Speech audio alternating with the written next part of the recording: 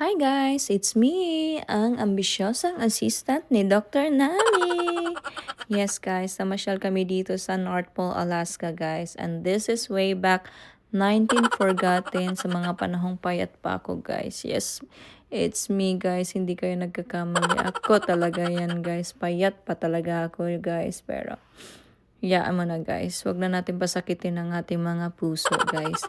By the way guys, ipapasyal ko kayo dito sa loob ng bahay ni Santa Claus guys. Yes, hindi kayo nagkakamali. You heard it right. Bahay to ni Santa Claus guys dito sa North Pole.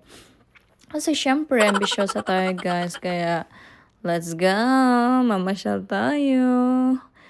Pero guys, ito talaga ang loob ng bahay ni Santa Claus guys. Maraming iba't ibang klaseng Christmas tree. Ayan, nagagandahan sila guys.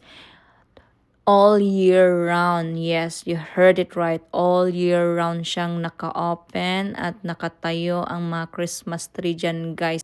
Meron din silang mga ornaments guys na available for sale. And yes, that's Santa Claus guys and Mrs. Claus. Pwede kayong magpa-picture sa kanya, magbigay ng letter para pagdating ng Pasko guys, nagpapadala sila ng mga regalo sa mga bata.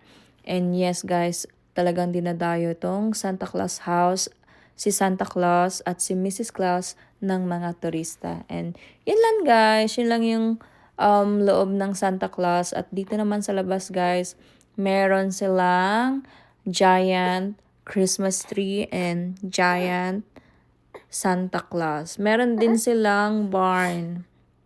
Siyempre, pag merong Santa Claus, merong reindeer. So, meron din silang reindeer dito guys. Hindi ko lang siya nasali. Hindi ako nakapag-video.